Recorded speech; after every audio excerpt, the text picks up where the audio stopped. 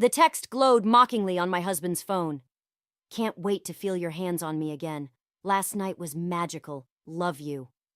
I stared at those words until they burned into my retinas, until the screen dimmed and went dark, until my fingertips went numb from gripping the device.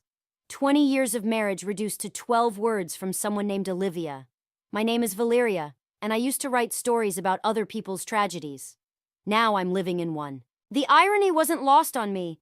Finding out about Nathan's affair while searching for the photos he promised to send from Megan's sweet 16 party last weekend? The party where he'd given that touching speech about family being everything? The party where he'd kissed my cheek in front of everyone, calling me his rock, his foundation. Mom? Megan's voice floated up from downstairs. Have you seen Dad's phone? He's freaking out about missing it. I took a deep breath, my thumb hovering over the screen. Coming, honey! My voice didn't shake. 16 years of community theater had taught me something after all. I'd watched Nathan perfect his craft on those same stages, turning from my awkward college sweetheart into the darling of local television. The man whose car commercials played during prime time. The man who apparently needed a 28-year-old actress to feel validated. I walked downstairs, each step measured, controlled. Nathan paced in the kitchen, running his hands through his perfectly styled hair, the hair he'd started dyeing 3 months ago. Another clue I'd missed. Oh, thank God, he said, reaching for the phone. Where was it? Bedroom dresser. I handed it over, watching his face. You got a text.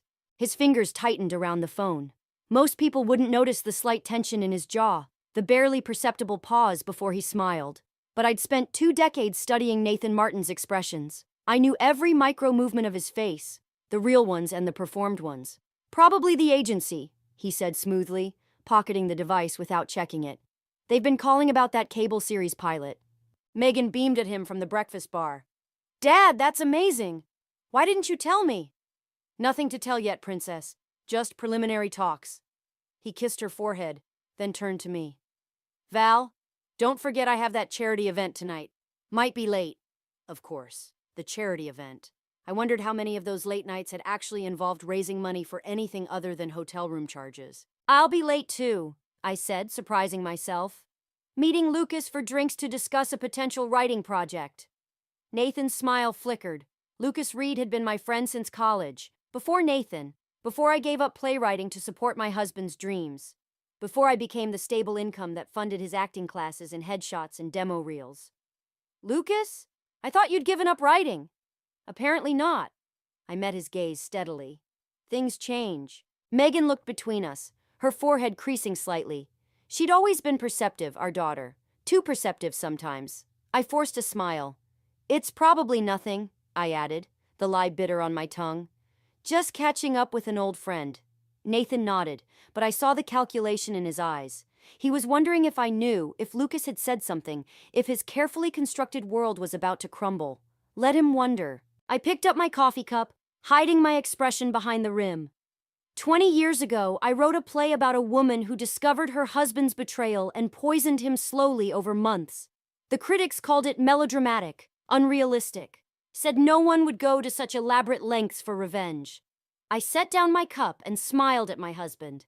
Have fun at your event, darling. Break a leg. He'd taught me well, after all. The best performances are the ones where the audience never sees the knife coming. Lucas studied me from across the table at Morton's, his expression shifting from concern to something darker as I finished telling him about Nathan's text messages. Have you confronted him? He asked, swirling his scotch. What's the point? He'll just lie. I stabbed at my untouched salad. You know what he told Megan this morning? That he's being considered for a cable series pilot. Another lie to feed his ego. Actually, Lucas set down his glass. That part's true. The network's interested in him for a supporting role in my new show. The fork clattered against my plate. Of course, the universe wasn't content just letting Nathan destroy our marriage. It had to reward him too. And through my oldest friend, no less. When were you planning to tell me? Tonight, actually. But not like this. Lucas leaned forward. Val, if I'd known about Olivia... Olivia Turner, I cut in. I looked her up. She's guest starring in that medical drama you produce. Another coincidence? The silence stretched between us, heavy with 25 years of friendship and unspoken truths. Finally, Lucas pulled out his phone, tapped a few times, and slid it across the table. On the screen was a production photo. Nathan and Olivia in costume, standing too close, looking at each other with undisguised heat. They met at the callback, Lucas said quietly. I thought it was just chemistry for the camera. I pushed the phone back, my hand steady despite the rage building in my chest. How long have you known? I suspected, but how long? 3 weeks. He wouldn't meet my eyes. I was going to tell you, but Nathan swore it was over. Said it was a mistake, that he loved you and Megan too much to... My laugh cut through the restaurant's refined atmosphere, drawing stares from nearby tables. Let me guess. He gave you his sincere face. The one with the little forehead crease and the slightly trembling lip? He's been perfecting that one since college theater. Val, you know what's funny? I took a long sip of wine. This morning, I was actually grateful for all those years of watching him rehearse. It taught me how to hide what I'm feeling, how to deliver my lines just right. Lucas's expression shifted to alarm. What are you planning? Nothing dramatic. I smiled, remembering the way Nathan had kissed Megan's forehead this morning. So paternal, so pure. Just thinking about that screenplay you mentioned wanting from me. The one about family dynamics and betrayal? Valeria. His voice carried a warning. What? Isn't that what you always told me? Write what you know? I pulled out my credit card as the waiter approached. I think I finally have a story worth telling. This isn't the way... Did you know Megan's been talking about following in her father's footsteps? Wants to study drama in college. I signed the receipt with deliberate strokes. She thinks he's this brilliant artist who sacrificed everything for his craft, who deserves all this success because he worked so hard, stayed so true to his values. She deserves to keep that image of him. Does she? I met Lucas's gaze. Or does she deserve to know that success built on lies isn't success at all? What about your success? He gestured around us. The corporate job? The stable life you've built? Built on what? Suppressing my own dreams? Playing the supportive wife while he... I stopped, noticing my voice had risen again. When I continued, it was barely above a whisper. You know what Nathan said to me last week? That I was lucky he'd helped me find my true calling in corporate work, since my writing never really had that special something. Lucas's face darkened. He didn't. Oh, but he did. Right after his commercial won that local advertising award. I stood, smoothing my skirt. So yes, I think I'll write that screenplay. About a woman who discovers her husband's betrayal and decides to... Well, that would spoil the ending, wouldn't it? Val, wait. I have to go. Megan's alone at home and Nathan's at his... charity event. I picked up my purse. Thanks for dinner, Lucas. And for the inspiration. Sometimes the best stories come from unexpected places. As I walked away, I heard him call after me. What are you going to do? I didn't turn around. Let him wonder. Let them all wonder. After all, isn't that what good writing is about? Keeping your audience guessing until the final act? The Instagram account wasn't even private. That's what broke me. The sheer arrogance of it. Nathan's alternate profile filled with artsy black and white photos of Olivia in various states of carefully curated intimacy. Her hand on his chest. Their shadows merged on a wall. Her lipstick mark on a coffee cup. The timestamps mocked me. 6 months. While I was planning Megan's Sweet 16, while I was supporting his networking events, while I was playing the dutiful corporate wife, they were crafting their little visual love story. My laptop hummed as I scrolled through their digital affair. Each photo carried a pretentious caption, quotes about passion, about living authentically, about following your heart. The latest one showed Olivia's silhouette in a hotel window, posted 3 hours ago. Beauty exists in the spaces between reality and dreams. The front door clicked open downstairs. I heard Nathan's footsteps, then Megan's excited voice. Dad, you have to tell Mom about the audition. I closed the laptop, my fingers trembling slightly as I stood. Their voices drifted up the stairs. Actually, Princess, let me talk to her alone first. Adult stuff. But why don't you order that pizza we talked about? Use my card. I met them at the bottom of the stairs. Nathan's smile was bright, practiced. The same one he used in his commercials. Val, you won't believe what happened at the network meeting. Let me guess, I said, my voice steady. They loved your authentic energy. His smile flickered. How did you... That's your favorite word lately, isn't it? Authentic? I pulled out my phone, opened Instagram. Like this photo from 2 weeks ago. Authenticity is the light that guides us home. The color drained from his face. Behind him, Megan froze with her father's credit card halfway to her phone. Mom, what are you talking about? Nothing, honey, Nathan said quickly. Just some promotional materials for what? I turned my phone toward him. Your artistic exploration of hotel room photography? Or maybe your deep insights into shadow play with actresses half your age? Valeria, his voice dropped to that warning tone he used when he thought I was being difficult. This isn't the time or place. When is the time, Nathan? Between charity events? Between auditions? Between making our daughter believe you're something you're not? What's going on? Megan's voice cracked. Dad? He reached for her, but she stepped back. Smart girl. She'd always been able to smell a performance. It's complicated, sweetheart. Is it? I scrolled through the photos. Seems pretty simple to me. Boy meets girl, boy lies to wife, boy posts artistic evidence of affair online because he thinks he's too special for consequences. You're twisting everything, Nathan snapped. This is my art, my career. Your career? I laughed, the sound sharp enough to make them both flinch. The one I funded? The one I supported while putting my own dreams aside? That career? Mom. Megan's eyes were wide, darting between us. I was going to tell you, Nathan said, switching to his sincere voice, the one that had won him that local Emmy. After the pilot gets picked up, once things were stable, like you told Lucas, the look of shock on his face was almost worth it. Oh yes, he knew. Everyone knew except your wife and daughter. How's that for authentic? Megan's phone clattered to the floor. She ran upstairs, her door slamming seconds later. Now look what you've done, Nathan hissed. You couldn't wait? Couldn't handle this like an adult? Like you handled it, with secret accounts and artistic quotes about following your heart? I never meant to get caught? I held up my phone again. Here's my favorite caption. Sometimes the greatest act of love is letting go of the life you thought you wanted. Posted right after Megan's birthday party. While I was cleaning up the decorations you promised to help with. He reached for me, but I stepped back, just like Megan had. The gesture felt like poetry, like something I might write into a scene. Don't worry, I said, pocketing my phone. I'm taking your advice, letting go of the life I thought I wanted, starting with this marriage. Val, I'm going to check on our daughter, and then I'm going to write something authentic about a man who thought he was too special for consequences. I started up the stairs, then paused. By the way, congratulations on the pilot.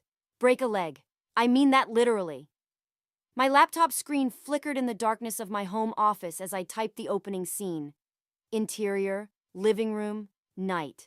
A woman stands at the window, watching her life unravel in real time. 3 days since the Instagram revelation. 3 days of Megan barely speaking to either of us.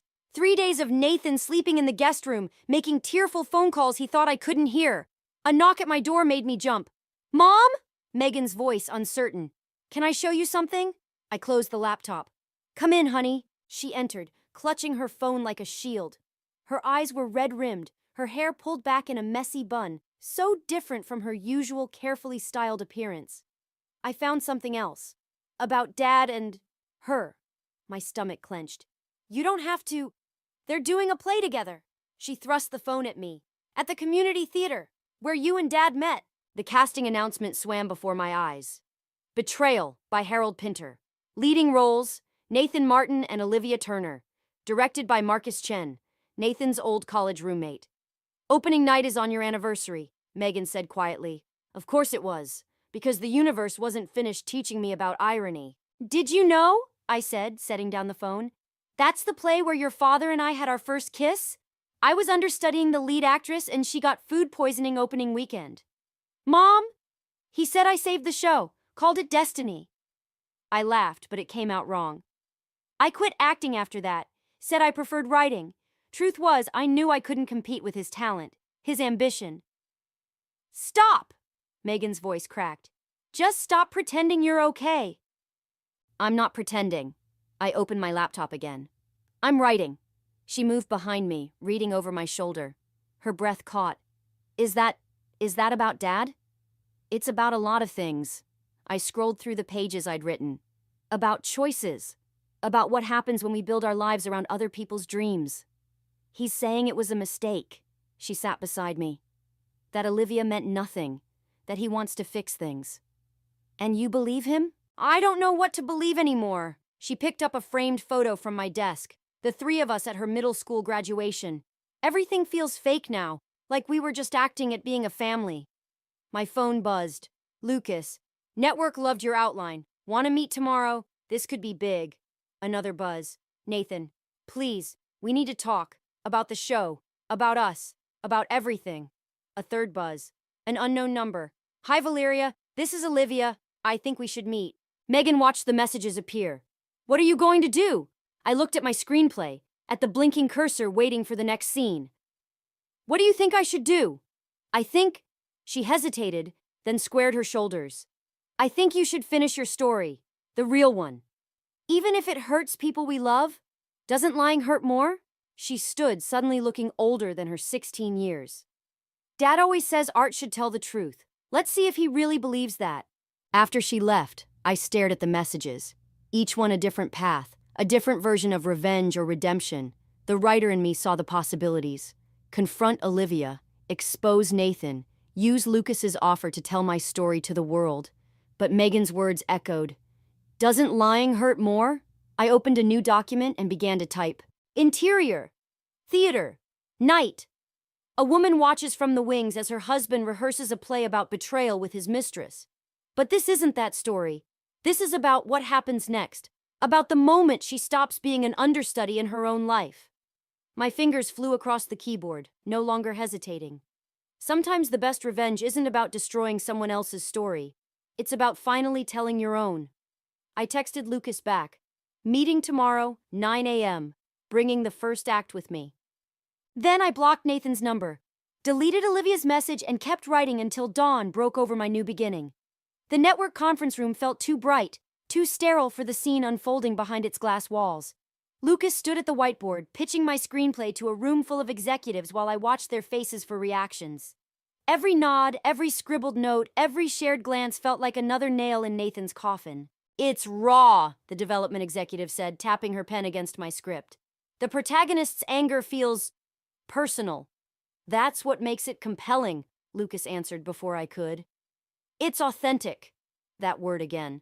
I suppressed a laugh. We'd need to change some details, another exec said. Legal considerations.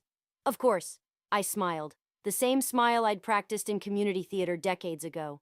I'm open to suggestions. The meeting ended with handshakes and promises of contracts. As we walked to the elevator, Lucas grabbed my arm. They're going to fast-track it. This could air within months. Good. Val, wait. He pulled me aside. Nathan called me this morning. He knows about the meeting. The elevator dinged. Empty. We stepped inside. How? Olivia. She's friends with someone in development. Lucas pressed the lobby button. They're both worried about what you're writing. They should be. He's threatening to sue. Says he can prove it's about him, that it will destroy his chance at the cable series. I watched the floor numbers descend. Funny how he's more worried about his career than his marriage. This isn't just about Nathan anymore. If he sues, the network will pull out. Your chance at writing again? My phone buzzed. Megan. Dad's at the house. He's packing your scripts. The elevator stopped. Wrong floor. The doors opened to reveal Olivia Turner. She stepped in, pressing herself against the opposite wall. Younger in person. Beautiful in that careful way that required constant maintenance. She wore the same shade of lipstick from Nathan's Instagram photos. Valeria, she said quietly, I tried to reach you. I know. Lucas shifted uncomfortably between us as the elevator resumed its descent. It's not what you think, Olivia continued. Nathan and I... Save it for your performance. I checked my phone again. Megan, he's in your office. What should I do? The elevator reached the lobby. As I stepped out, Olivia called after me. He never loved me. It was always you. I turned back. That's the problem. He never loved me enough to be honest. Val, Lucas started. I need to go. I was already walking away. Nathan's at my house. Don't do anything. Stupid? I laughed. Too late. I drove home in a daze, remembering the first play Nathan and I did together. He'd been so genuine then, so raw with talent and dreams. When had that changed? When had we both started performing instead of living? Nathan's car sat in our driveway. Inside, I found him in my office, surrounded by scattered papers. Early drafts of my screenplay, notes, character sketches. "You can't do this," he said without looking up. "You'll ruin everything." "You already did that." He held up a page. "Is this how you see me? A narcissist who trades authenticity for applause?" "If the description fits." "Mom," Megan appeared in the doorway. I tried to stop him. "It's okay, honey." I kept my eyes on Nathan. "Your father was just leaving. Not without these." He gathered the papers. "I'm taking them to my lawyer. Those are copies." I smiled, thinking of the final draft safely stored in multiple cloud accounts. The real script is already with the network. Signed, sealed, and in development. He froze. "You're bluffing." "Am I?" "You taught me well, Nathan. About performing, about timing, about waiting for the perfect moment to deliver the killing line." "This isn't one of your plays." "No," I agreed. "It's better, because this time, I'm writing the ending." He stood, papers crumpling in his fists. "I'll stop you." "Like you stopped Olivia from coming to the network meeting today?" I watched his face pale. "She sends her regards, by the way. Something about how you never really loved her." Megan made a small sound. Nathan turned to her, reaching out, but she backed away. "Princess, don't." She moved to stand beside me. "Just don't." Nathan looked between us, his actor's composure cracking. Without another word, he dropped the papers and left. The front door slammed. His car started. Megan picked up one of the scattered pages. Scene 4. A daughter realizes her father's greatest performance was being a father at all. "We can change that line," I said softly. "No." She handed me the page. "It's perfect. It's authentic." I took the paper, thinking of contracts and lawyers and consequences. But for the first time in 20 years, I felt real. Unscripted. Free. Opening night of Betrayal at the community theater. I sat in the back row, watching my husband perform opposite his mistress, speaking lines about infidelity and deception while the audience leaned forward in their seats, oblivious to the real drama unfolding before them. My phone vibrated. "Lucas, network lawyers want to meet. Tomorrow. It's urgent." Another message, from my corporate boss, Pauline. "Need to discuss your extended leave request. HR involvement likely." Then Megan. "Dad's lawyer called. Says you have to stop the project or they'll take everything." The irony of watching Nathan perform this particular play wasn't lost on me. Harold Pinter would have appreciated the layers of betrayal happening on and off stage. I certainly did. During intermission, I slipped backstage, muscle memory guiding me through the familiar corridors. Nathan's dressing room door stood ajar. Inside, Olivia perched on his makeup counter while he paced.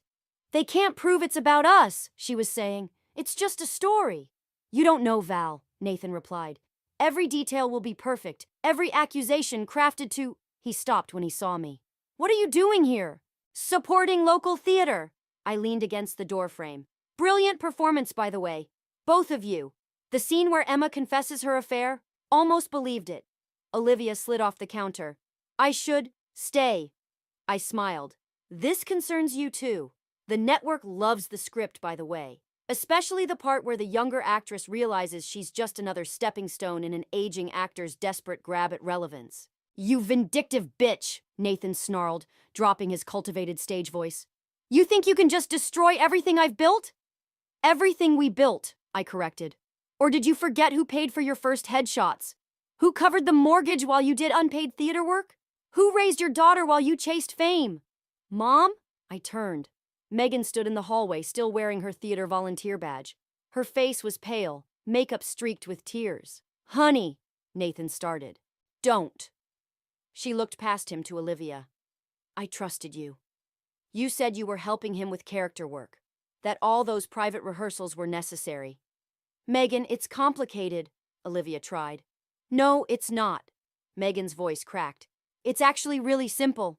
You're both liars." A stagehand appeared. 5 minutes to places." Nathan reached for his daughter, but she backed away. "Princess, please." "Stop acting!" Megan shouted. Heads turned in the hallway. "Just stop! For once in your life, be real!" She ran. Nathan moved to follow, but I blocked him. You have a show to finish. Isn't that what matters most? This isn't over, he growled. My lawyer will sue me? Expose me? Go ahead. I stepped closer. But remember who taught me about timing, about building tension, about waiting for the perfect moment to deliver the killing blow. You made me a better writer, Nathan. Every lie, every betrayal, every moment of gaslighting. It's all there in the script. Your greatest performance. Preserved forever. The stagehand called again. Nathan's jaw clenched. You'll lose everything. I already did. I turned to leave, then paused. Break a leg. Again. I mean that literally. Outside, I found Megan in my car, sobbing. I slid into the driver's seat but didn't start the engine. I posted about it, she whispered. The truth. About Dad and Olivia, about your script, everything. My phone started buzzing with notifications. Local theater groups, Nathan's fan pages, entertainment blogs, all lighting up with the story. I'm sorry, Megan said. I just couldn't watch them pretend anymore. I pulled her close, feeling her tears soak my shoulder. Through the windshield, I watched the theater's marquee lights blink against the darkening sky. 20 years ago, Nathan and I had kissed under those lights, both of us dreaming of bigger stages, brighter futures. My phone kept buzzing. Lucas, the network, lawyers, reporters, all wanting answers, explanations, statements. The story was breaking, but not the way I'd planned. Not through my carefully crafted screenplay, but through my daughter's raw, unfiltered truth. I started the car. Sometimes the best revenge isn't the one you plan. Sometimes it's the one that happens when you finally stop performing and let the truth speak for itself. Let's go home, I said. The real show's about to begin. The network executives sat around the conference table, my screenplay spread before them like evidence at a trial. Nathan's lawyer stood at the window, his reflection a dark smudge against the city skyline. Lucas hadn't shown up. Mrs. Martin, the lawyer said, my client is willing to be generous despite your creative interpretation of events. I traced the title page of my script. Generous how? Full ownership of the house, a substantial settlement. All he asks is that you shelve the screenplay. The head executive, Sarah Chen, cleared her throat. Given the legal complications, we're considering postponing development. You can't. I pulled out my phone, opened Megan's viral post. The story's already out there. 3 million views since last night. Every major entertainment blog is running with it. Which is why, the lawyer interjected, we need to contain this quickly. The conference room door opened. Nathan walked in, followed by Olivia. He'd aged overnight, his carefully maintained appearance cracking around the edges. No makeup could hide the defeat in his eyes. Val, he said softly, please. The network's offering 7 figures, Sarah said, for exclusive rights. We'll bury it. Everyone saves face. I looked at Olivia, who wouldn't meet my eyes. Nothing to add? No more performances to give? I never meant, she started. To get caught? To become part of someone else's story instead of the star of your own? I stood. Neither did I. But here we are. Think about Megan, Nathan pleaded. I am thinking about Megan. About what you taught her about truth, about authenticity, about... The door opened again. Lucas entered, followed by Pauline Carter, my corporate boss. Sorry we're late, Lucas said. Had to pick up your biggest fan. Pauline strode to the table, her heels clicking like punctuation marks. I just read the script, all of it, including the parts about the corporate wife who enables her husband's dreams while suppressing her own. She turned to Sarah. If you don't produce this, we will. You don't have the rights, Nathan's lawyer started. Actually, Lucas pulled out a document. We do. Valeria signed with my production company last night, and Pauline's media conglomerate just acquired us. Nathan slumped in his chair. You planned this. No, I smiled. That's the beauty of it. Sometimes the truth creates its own momentum. Like your performance last night, the one you couldn't finish because the audience started reading Megan's post mid-show. Art imitating life, imitating art. The settlement offer stands, his lawyer insisted. Counteroffer. I opened my laptop, turned it toward them. I just finished the final scene. Want to hear it? Nobody spoke. I read anyway. Interior. Conference room. Day. A woman faces the people who tried to silence her story. She realizes that revenge isn't about destroying someone else's narrative.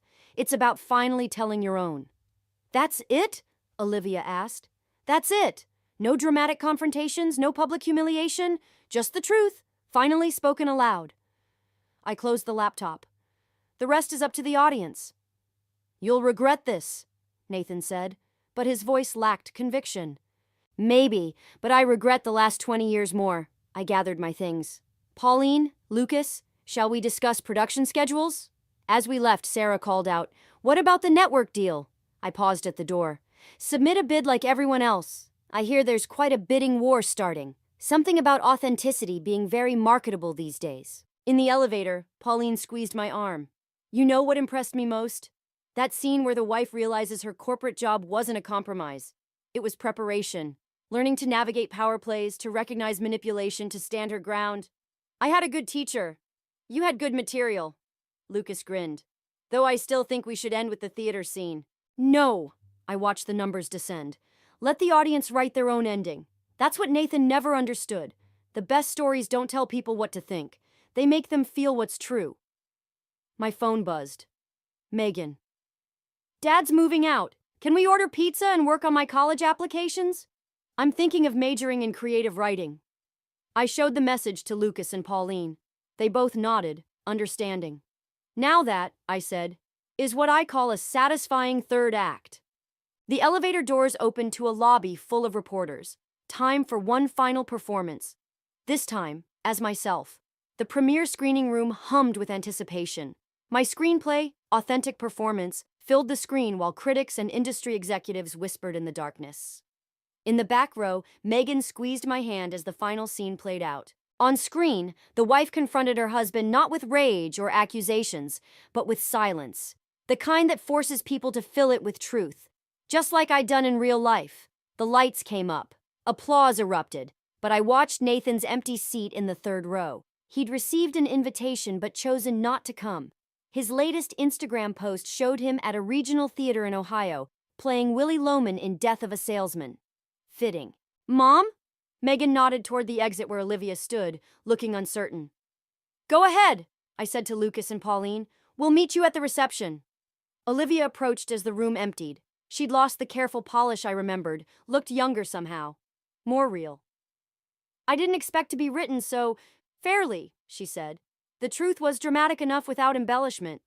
Nathan called me yesterday, asked me to tell you he's sorry." "Of course he did," I smiled. "Still casting others in his scenes? He's different now, smaller somehow. That's what happens when you step out of the spotlight and into yourself."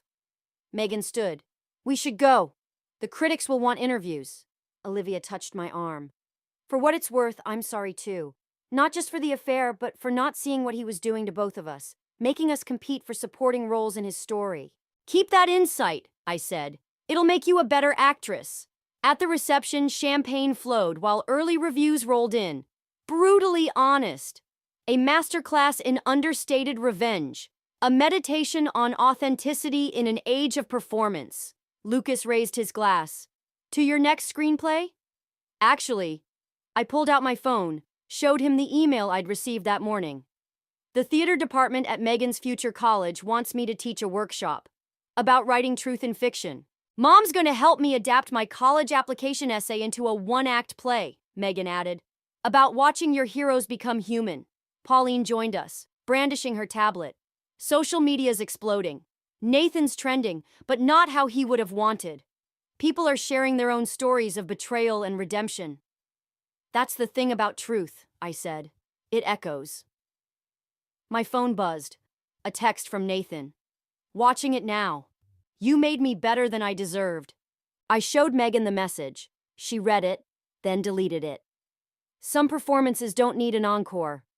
Later, walking home through city streets, I remembered that first text I'd found on Nathan's phone, the one that started everything. "Can't wait to feel your hands on me again. Last night was magical. Love you." Such simple words, such devastating power, like the words I'd written in response. Scenes and dialogue that had transformed my pain into purpose. "What are you thinking about?" Megan asked. "The difference between revenge and justice." And Revenge is what we imagine will heal us. Justice is what actually does. She linked her arm through mine. Is that why you didn't destroy him completely? You could have made him the villain. The best stories don't have villains, I said. Just people failing to be their best selves, sometimes spectacularly. We reached our front door. Through the window, I could see my laptop on the coffee table, waiting. Another screenplay taking shape in my mind, this one about mothers and daughters and the stories we inherit.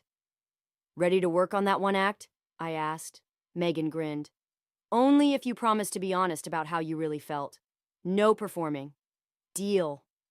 I opened the door to our house, our future, our truth. Though sometimes the most authentic thing we can do is admit we're still rehearsing. The night air carried the faint sound of applause from the reception, but I was already thinking about tomorrow's scenes, tomorrow's words, tomorrow's truths. Some stories end with revenge, others with redemption. The best ones end with possibility. The next act waiting in the wings, raw and real and ready to begin.